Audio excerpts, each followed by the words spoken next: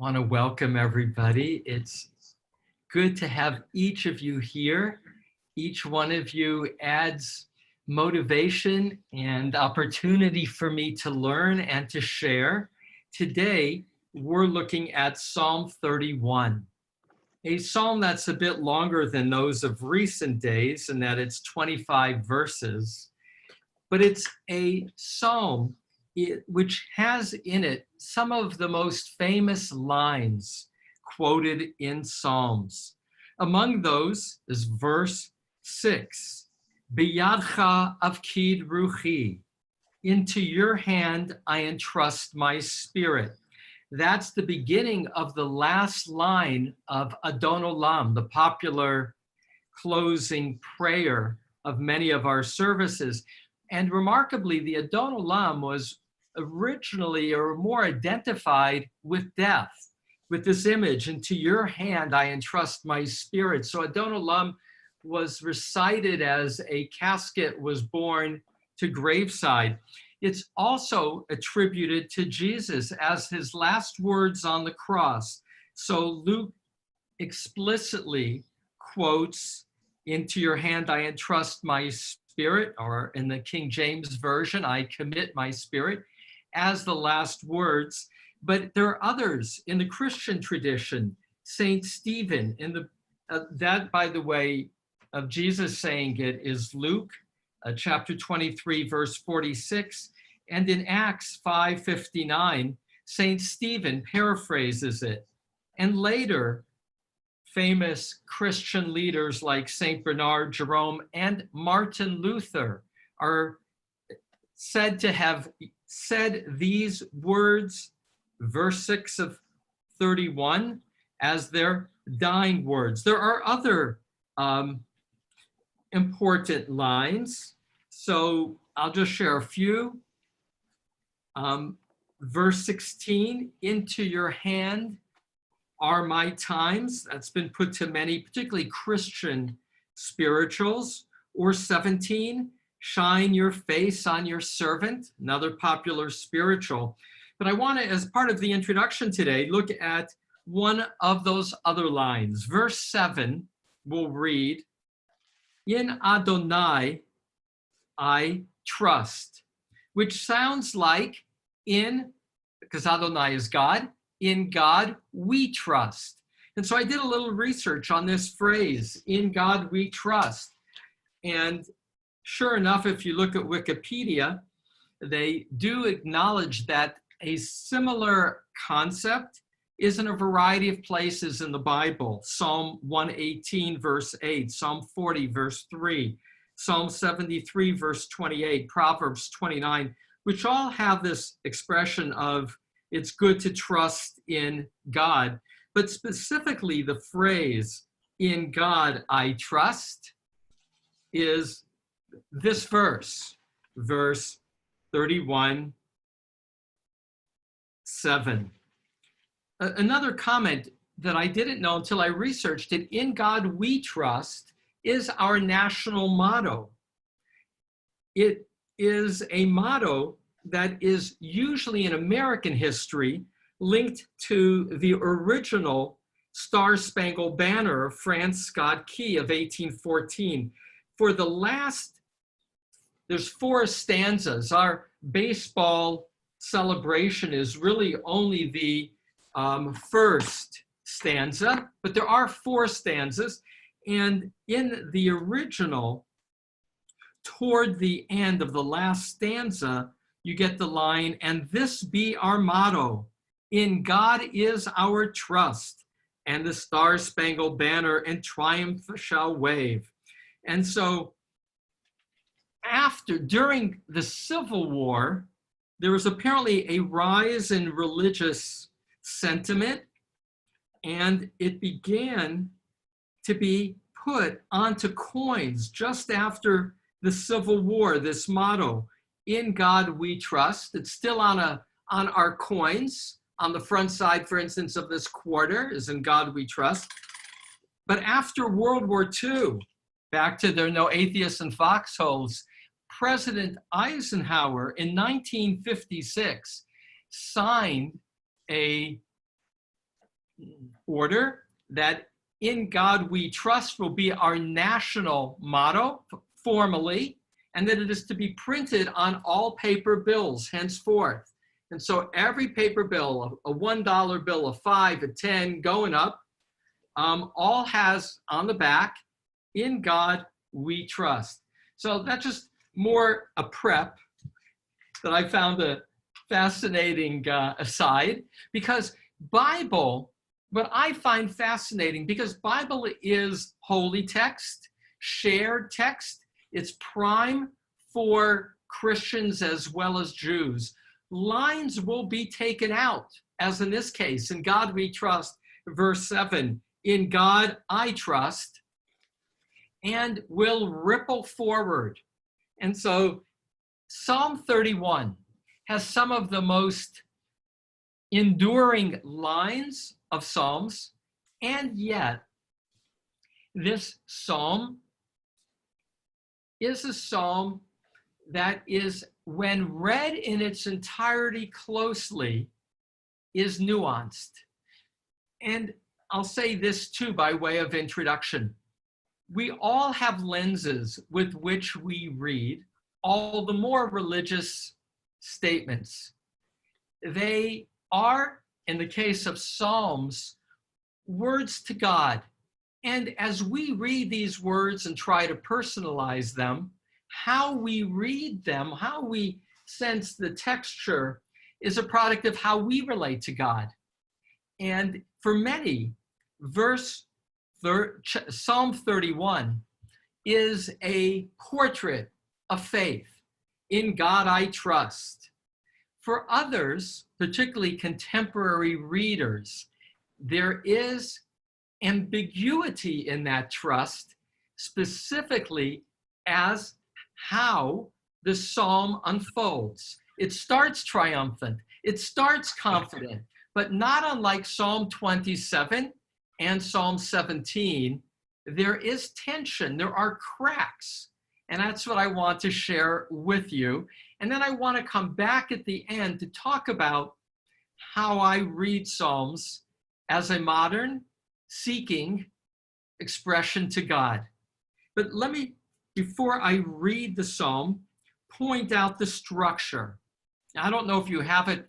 I would invite you in the future to print it out in front of you when you get it, only because it'll be easier for you to have it in front of you. In a moment, I'm going to open it up on the screen. Let me do that right now so I don't forget.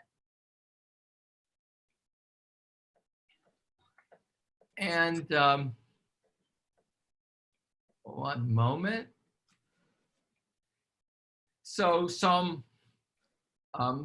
31 is structured as follows. Make a note or listen when I read it. 1 to 7, those first 7 verses have a quality of security and faithfulness. And 8 and 9, as an extension, celebrate God's protection. And yet there's a shift. 10 to 14 describe dire trouble. 15 picks up the address to God, asking to be saved and his enemies silenced. The last section is verses 20 to 25, but those are 6 verses that are, if you will, 3 couplets. Verse 2, 20 and 21, he's faithful to his devotees, to God's devotees. 22 and 23, God answers. 24 and 25, looking forward, I wait patiently. Now there is 2 things to note in terms of that flow. In the beginning, God will say, destroy my enemies, make my enemies mute. But in that middle section, actually kind of part 3, it's simply protect me. And at the end, there's this sense of hope in the future, leaving open the question, isn't it already done?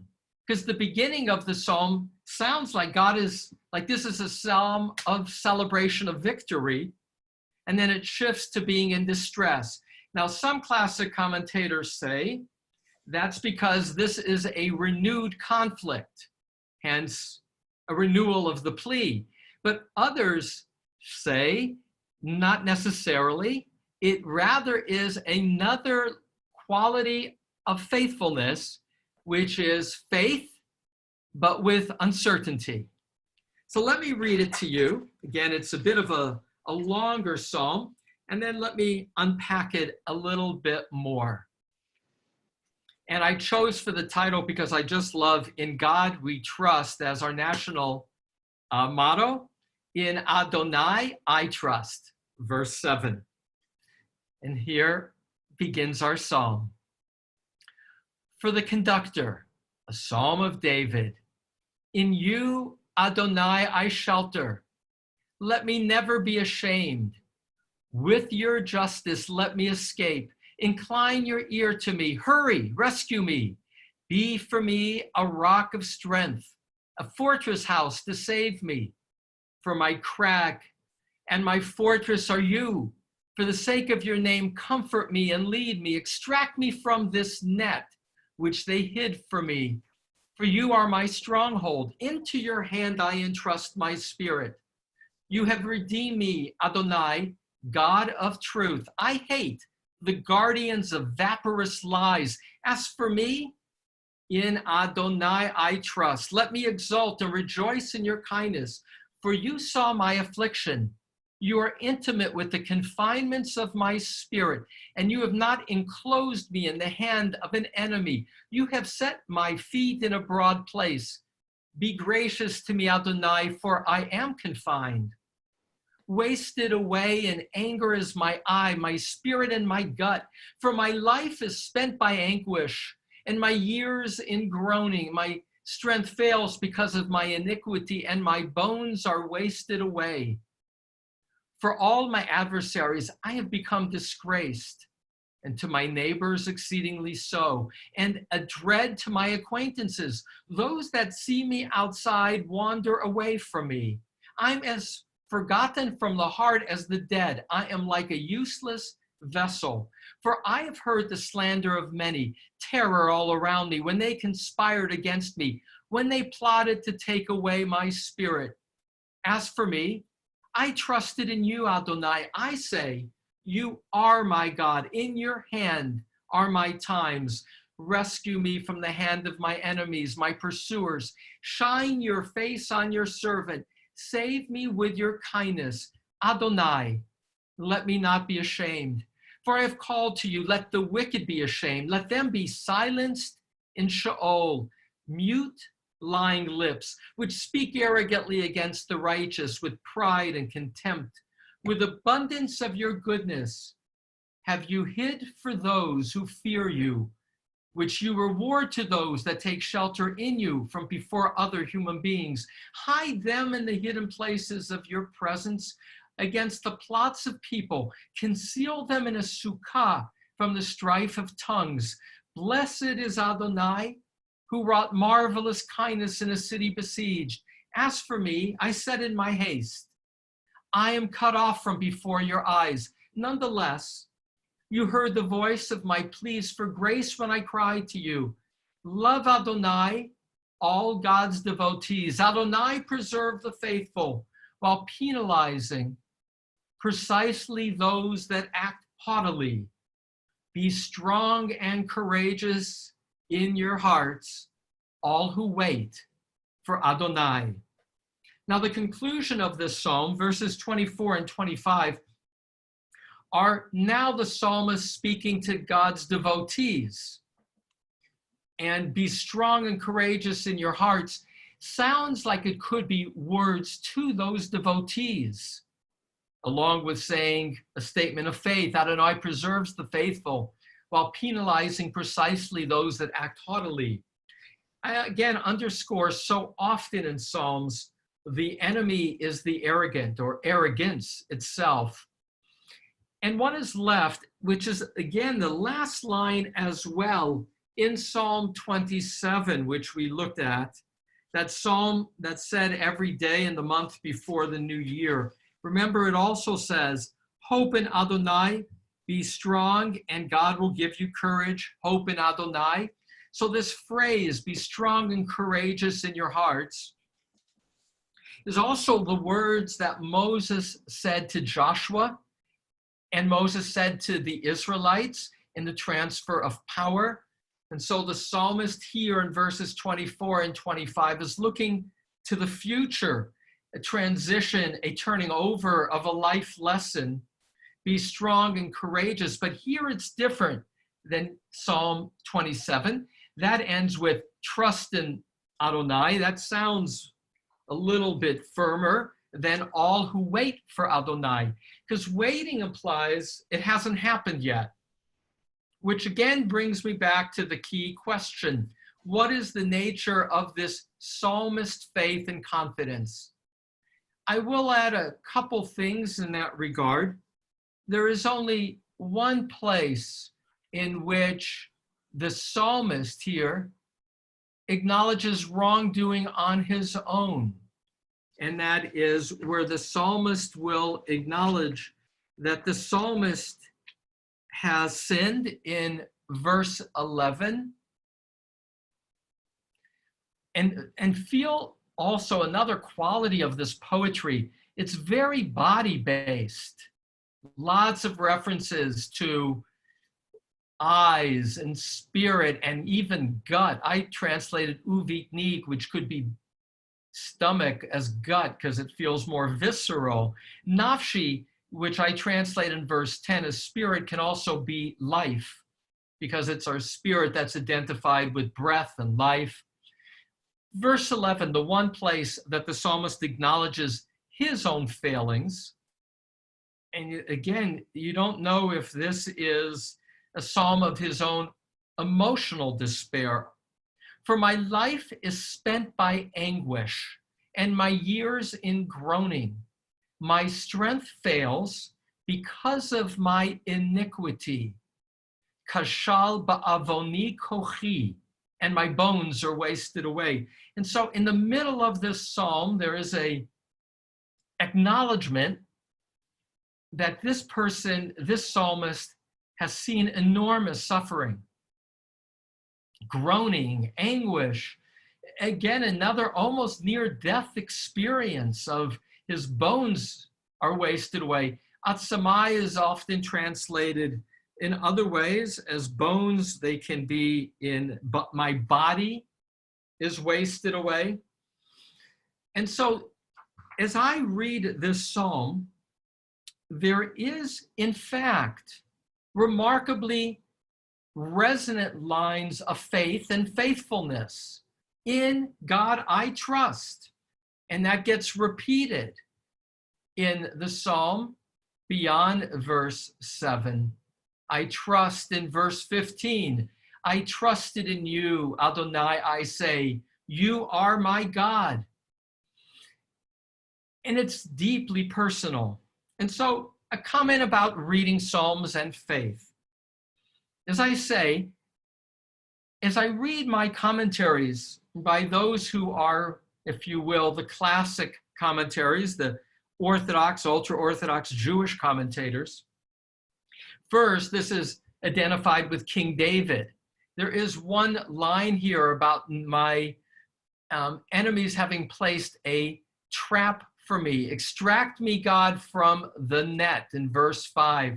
And so some commentators, like Sforno, an Italian commentator, 16th century, will identify this as King David when he was trapped in Saul's palace.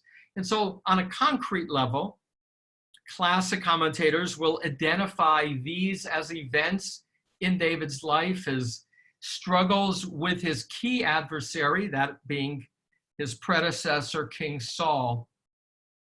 But the psalm in the introduction, even a modern, like my colleague Martin Cohen, a conservative rabbi, formerly of Mission Viejo, now for many years in Long Island, has a beautiful translation and commentary to Psalms. He will say of this psalm, it is a bedrock of unflinching faith.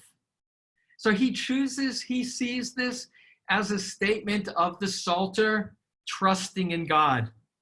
But Benjamin Siegel, another conservative rabbi and a former dean of the rabbinical school of the conservative movement in Jerusalem, he's the literary analyst who I turn to for structure of psalm and a quality of content that comes with looking more closely at the flow of a psalm. And as I noted in the introduction, in looking at the flow, here there is a shift where the first half of the psalm has God saying, destroy, make my enemies mute, save me from my enemies, as if the enemies God will obliterate. But later in the psalm, it shifts to simply protect me, if you will, a lesser request. If you're not going to wipe them out, just keep me safe. Now, what does that say about the yearning and the nature of trust? And then at the end, there's this sense of, okay, let's wait. I'm waiting. And that closing line, is the Psalter speaking only to others, or is he also himself waiting? Be strong and courageous in your hearts, all who wait for Adonai. Is that himself still waiting, fully waiting for what he yearns for? I am very influenced by a book by a business consultant, Stephen Covey, a Mormon, 9 children, who wrote a book called 7 Habits of Highly Effective People. Very useful book about how to prioritize what's important in contrast to what is seemingly urgent, and make a distinction between important and unimportant as a leader. Another important line for me is you must hear to be heard, and that influenced my mode of counseling, which is the importance of listening before speaking. And he said one more thing that endures. He said more than one, but he said that wisdom has 3 phases: simplistic, complex, and then simple. Simplistic are people who kind of look at things as black or white. That's really simplistic. It's childlike thinking, good or bad. Complex thinking acknowledges different facets, and that life is not black or white, but if you will, in color, with many different shades and different colors. It's complex. But the higher level, the 3rd level of wisdom, he says, is simple. Simple is being able to discern the essence and to extract it from the complexity. It can look like the simplistic, but it's not. For the simple knows that this is the essence and not the whole story with all the complexity, which is real. And so applying that to this psalm, there are some who see this psalm, from my point of view, simplistically. This is absolute faith. Others who see it in its complexity, where different points of view, different levels of certainty, qualities of certainty, with some elements of doubt, are present. And yet I come to that last level, which is to say, what is the wisdom of this psalm? What's its essence?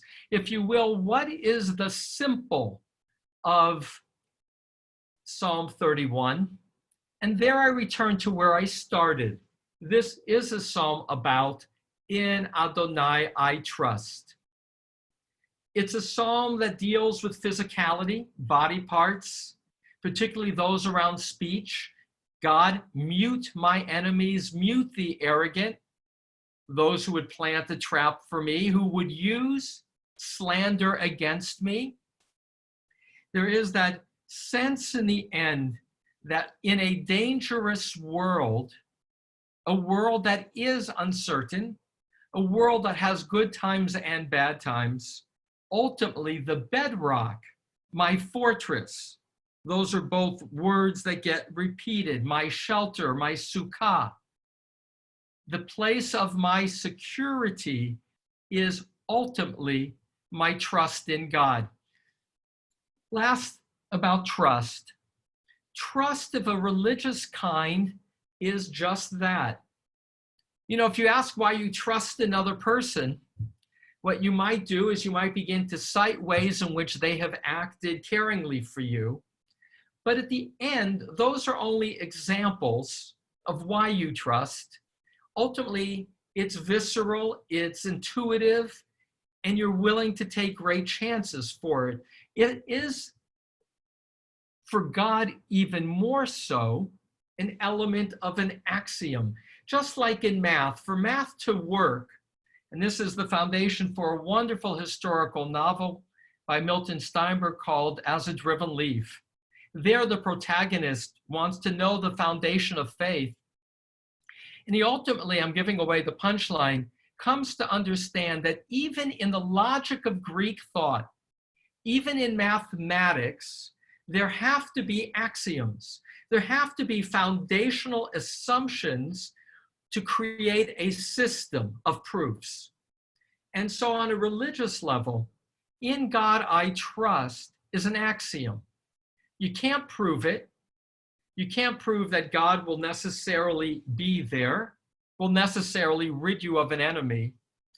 But when one, as in this case, the Psalter, has that as his foundational axiom, in God I trust, he clearly lives life in a very different way of confidence in the future, that waiting is not indefinite, and that waiting will lead to a positive outcome for those who are indeed Hasidim, the devotees of a God who sees, rewards and punishes, and embraces. And so with that, we're almost at our 10:30 slot. So with your indulgence, I would welcome going over 5 or 10 minutes for you to now react to this psalm, for you to say what about this psalm you find resonant, or in my description of the faith that underlies the words of the Psalter.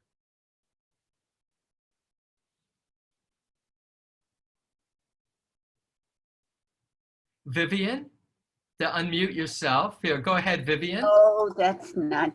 Am I unmuted now? Yes, yeah, I can hear you. Oh, thank you. I was interested in the concept of confinement because it moves from essentially saying, I am confined by my own anger. It is my anger. I don't know if you call that iniquity. It is my anger that is confining me. And then it moves to others who are confining me. And so it works. I'm interested in the interpretation that suggested the levels.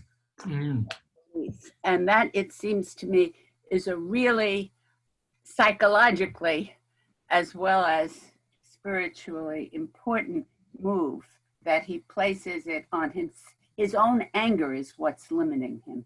And he gets that trust. That is such a beautiful observation, Vivian. And I thank you for it because you now focus me on it.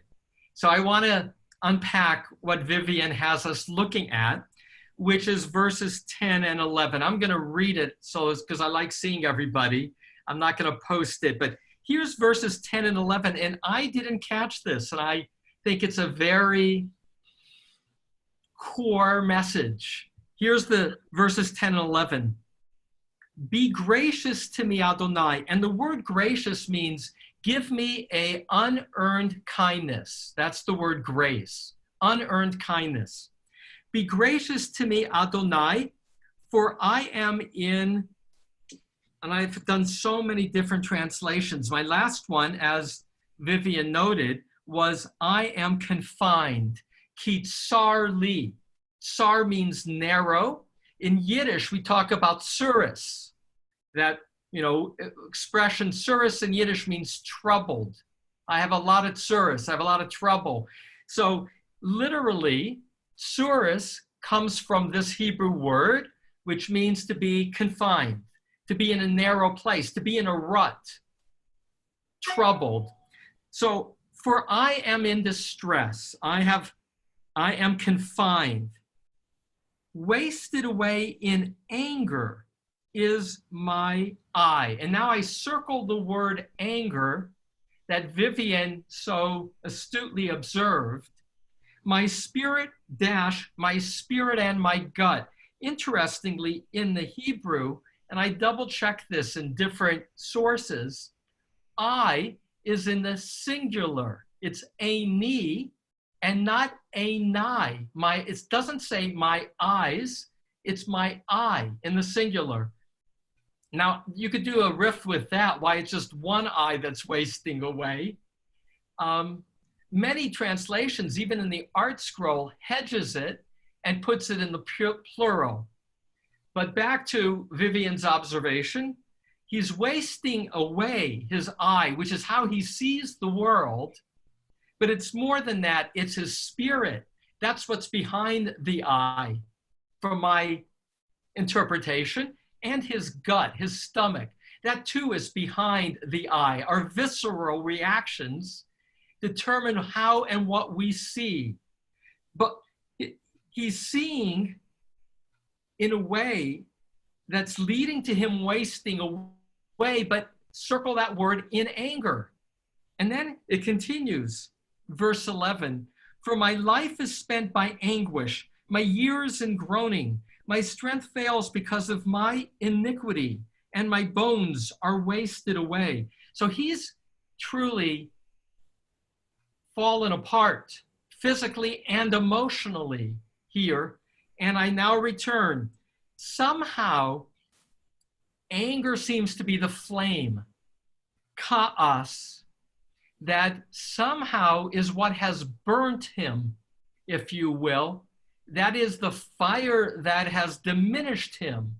Now, we don't know here what it is that's created this fire. Is it his enemies? Again, there's the image here earlier of having been locked up. That's why I chose to translate this tsar as confinement. You get it in verse 8. You're intimate with the confinements of my spirit. Yadata, and I say intimate because Adam yada et Chava ishto. Adam knew Eve, his wife, and the rabbis say that's a euphemism for physical intimacy. And so whenever in the Bible you get the word yada, it's a quality of knowing that is intimate knowing, not just physically, but a closeness. And here you get tsuris, right? So with the Yiddish pronunciation, verse 8 is yadata betsuris nafshi. You are intimate with the confinements of my spirit, with the confinements of my life. It's not clear what is the nature of the confinement. As I shared, classic commentators would say, oh, this is the imprisonment of King David by Saul. But we know psychologically that depression feels like you're in a narrow place. You are in a rut. You are hopeless because there is no change possible. Those are the images of depression. And so I'll circle back to say, part of the power of these poems is that they are both deeply personal and universal, and are universal precisely because we don't know what is the source of the anger. But what we do know, and it's a beautiful insight that I did not see any commentaries on, Vivian, in my 6 or 7 readings, but I love it because I know the power of unbridled anger as a fire that consumes us. You know, that's the image used by Harold Kushner, that when you hold on to an anger against somebody else, he says, it's like holding on to a flame, and you're holding on to it in anticipation of throwing the fire at them, But in the meantime, you get burned.